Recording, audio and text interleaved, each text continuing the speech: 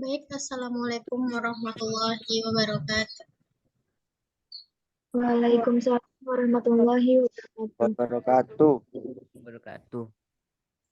Baik, baiklah, kami dari kelompok 1 akan menjelaskan hasil diskusi kami yang mata kuliahnya administrasi dan supervisi pendidikan.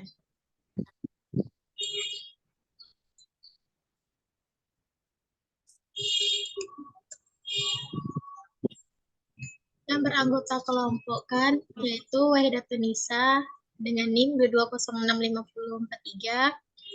Selanjutnya saya sendiri Widya Joni Putri dengan NIM 2206544. Selanjutnya Anggi Suci Ramadhani dengan NIM 2206545.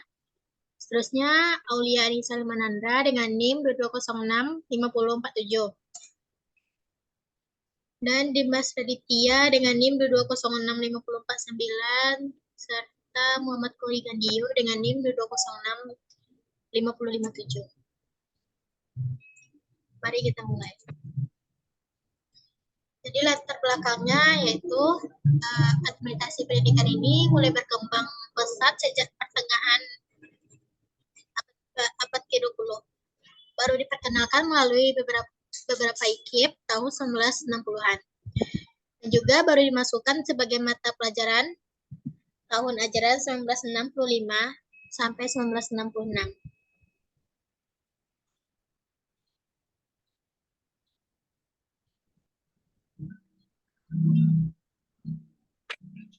Oleh karena itu, tidak heran jika para pendidik sendiri banyak yang belum memahami betapa perlunya dan pentingnya administrasi pendidikan ini. Nah, jadi rumusan masalah dalam kelompok kami yaitu apa sih yang dimaksud dengan administrasi pendidikan ini dan bagaimana sih fungsi administrasi pendidikan ini, serta tujuannya juga ada, yaitu kita dapat mengetahui pengertian dari administrasi pendidikan dan juga dapat mengetahui fungsi dari administrasi pendidikan serta pengetahuan ruang lingkup administrasi pendidikan.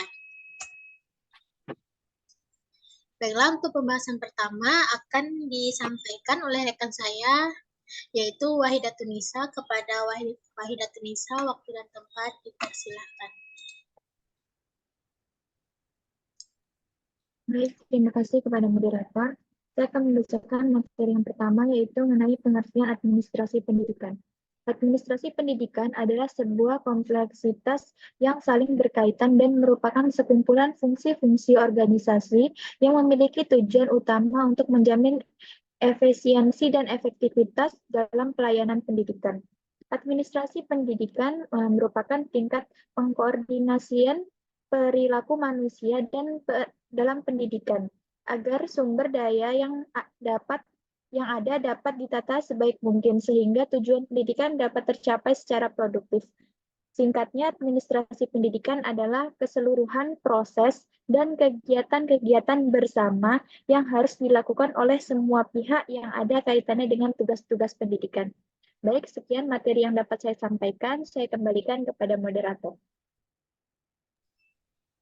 Terima kasih kepada Wahidatun Nisa sudah menjelaskan materi pertama, yaitu tentang pengertian administrasi pendidikan. Selanjutnya, materi kedua yaitu bagaimana sih pentingnya administrasi pendidikan ini akan dibacakan oleh pemateri kedua, yaitu Aulia Anissa Limanandra. Kepada Aulia Anissa Limanandra dipersilakan. Baik. Pentingnya administrasi pendidikan yaitu pertama mengangkat derajat kinerja pekerja dan menolong mensukseskan dan memperbaiki kinerja tersebut. Dua, menciptakan iklim kerja yang baik dan menerapkan prinsip-prinsip hubungan kemanusiaan yang sehat dengan menekankan penghargaan kepada setiap orang pada lembaga pendidikan yang bersangkutan. Tiga, mendorong menerjemahkan, meroboh pikiran-pikiran dan teori-teori pendidikan menjadi kurikulum program, metode media, prosedur, dan berbagai aktivitas pendidikan lainnya untuk menempuh jalan yang tepat dalam rangka mencapai tujuan pendidikan. 4. Berusaha mempertemukan lembaga pendidikan dengan masyarakat peran pengembangan, kemajuan, dan kestabilitasan. Sekian dari saya kembalikan ke moderator. Baik, terima kasih kepada pemateri kedua sudah menjelaskan tentang pentingnya administrasi pendidikan ini. Selanjutnya, materi ketiga yaitu apa sih tujuan dari administrasi pendidikan ini akan disampaikan oleh pemateri kedua yaitu Agi Suci Ramadhani. Kepada Agi Suci Ramadhani, waktu dan tempat dipersilakan. Baik, terima kasih kepada moderator. Baiklah, di sini saya akan menjelaskan tujuan dari administrasi pendidikan. Yang pertama ada tujuan jangka pendek. Tujuan jangka pendek administrasi pendidikan di sekolah adalah agar tersusun dan terlaksana suatu sistem pengelolaan komponen instrumental proses pendidikan yang terdiri dari komponen siswa, guru, prasarana, sarana, organisasi, pembiayaan, kurikulum, tata laksana, dan hubungan masyarakat guna menjamin terlaksananya proses pendidikan di sekolah yang relevan, efektif, dan efisien. Yang kedua, tujuan jangka menengah. Agar tujuan jangka pendek dilakukan itu tidak salah arah, perlu berorientasi kepada tujuan jangka menengah, yaitu tujuan institusional setiap jenis dan jenjang program pendidikan di sekolah. Jadi, tujuan jangka pendek harus disesuaikan dengan tujuan institusional. Yang ketiga, ada tujuan jangka panjang. Semua tujuan jangka menengah yang akan dicapai harus mendukung tercapainya tujuan pendidikan yang lebih luas, yaitu tujuan nasional. Karena itu, kegiatan administrasi pendidikan di sekolah dalam jangka panjang hendaknya akan mendukung tercapainya tujuan pendidikan nasional. Sekian, terima kasih. Saya kembalikan kepada moderator. Baik, terima kasih saya ucapkan kepada materi ketiga, yaitu sudah menjelaskan tentang tujuan administrasi pendidikan.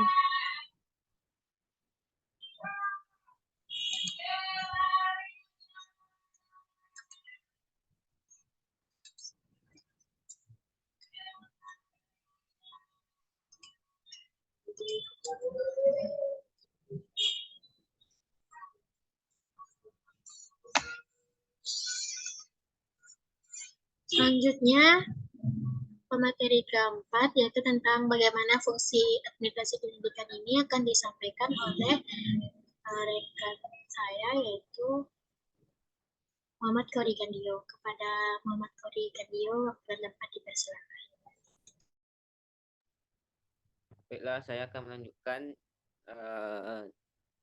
hasil diskusi. Jadi yang pertama, fungsi proses administrasi pendidikan. Yang pertama, perencanaan. Isi dari perencanaan dalam administrasi pendidikan mencakup apa saja yang akan dilakukan dan bagaimana cara melakukannya. Yang kedua yaitu pengorganisasian. Pengorganisasian adalah kegiatan penyusunan dan pembentukan hubungan kerja antar individu.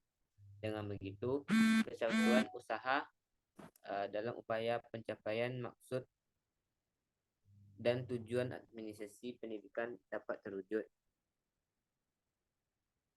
Yang ketiga yaitu koordinasi. Koordinasi merupakan upaya yang dilakukan untuk menghindari terjadinya kesimpangsiuran dalam bertindak. Dengan kata lain, koordinasi adalah kegiatan membawa manusia, material, ide, teknik, dan tujuan ke dalam suatu hubungan yang harmonis serta produktif. Yang keempat yaitu komunikasi. Komunikasi merupakan hal yang sangat penting dalam pelaksanaan suatu program pendidikan.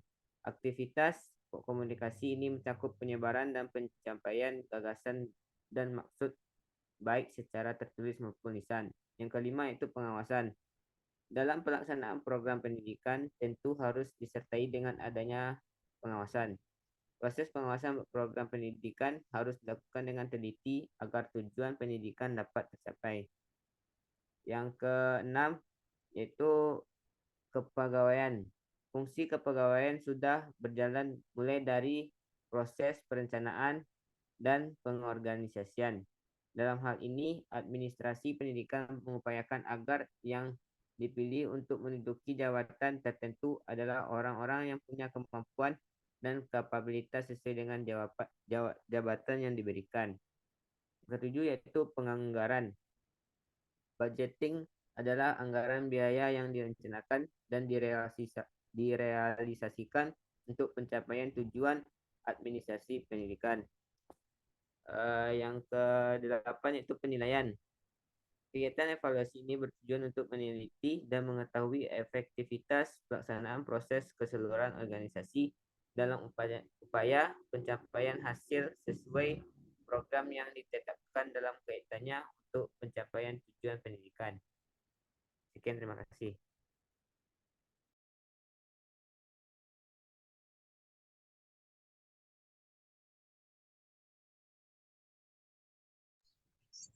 Baik, terima kasih kepada pemateri ke-5. Ke-4, maaf. Selanjutnya masuk ke pemateri ke-5, yaitu tentang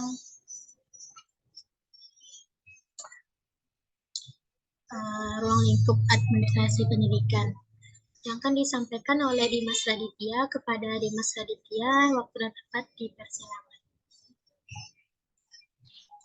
Baik, saya akan membacakan materi ruang lingkup administrasi pendidikan.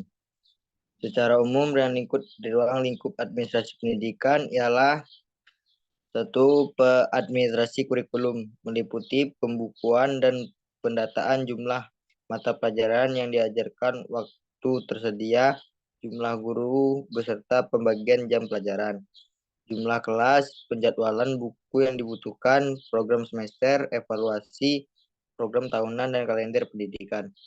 Kedua, administrasi ketenagaan pendidikan, kepegawaian, meliputi kumpulan surat lamaran dan penerimaan pegawai, mutasi, surat keputusan, surat tugas, berkas-berkas kependidikan, daftar umum kepegawaian.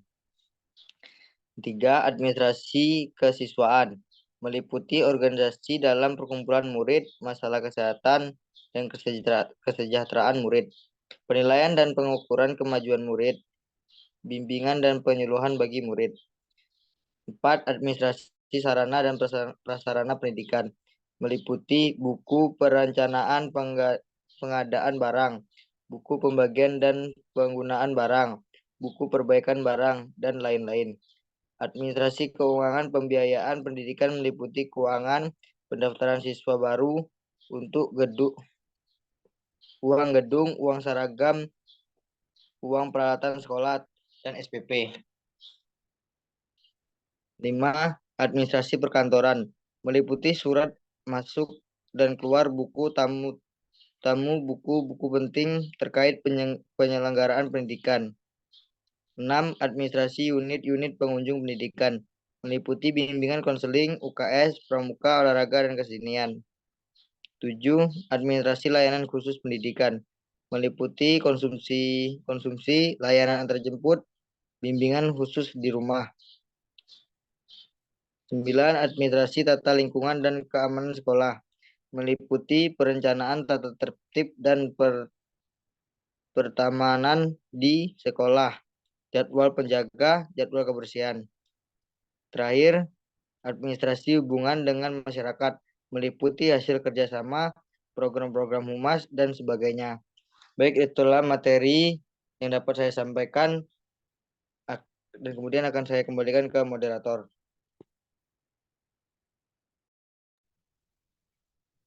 Baik, terima kasih kepada pemateri ke-5 sudah menjelaskan tentang ruang lingkup administrasi pendidikan. Jadi kesimpulan dari kelompok kami yaitu peranan penting dari administrasi pendidikan ini adalah untuk meningkatkan efisiensi, efektivitas, dan akuntabilitas dalam menyelenggarakan sistem pendidikan. Dengan ini dapat mencakup dan mengelola sumber daya, pengembangan kebijakan, evaluasi program, dan pemantauan kinerja untuk mencapai tujuan pendidikan yang diterapkan dan memastikan bahwa sistem pendidikan berfungsi secara optimal untuk meningkatkan hasil belajar dan perkembangan siswa.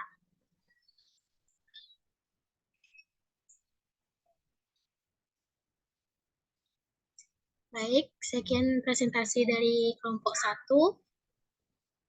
Saya akhiri dengan wabillahi taufiq wal hidayah. Wassalamualaikum warahmatullahi wabarakatuh. Waalaikumsalam warahmatullahi wabarakatuh.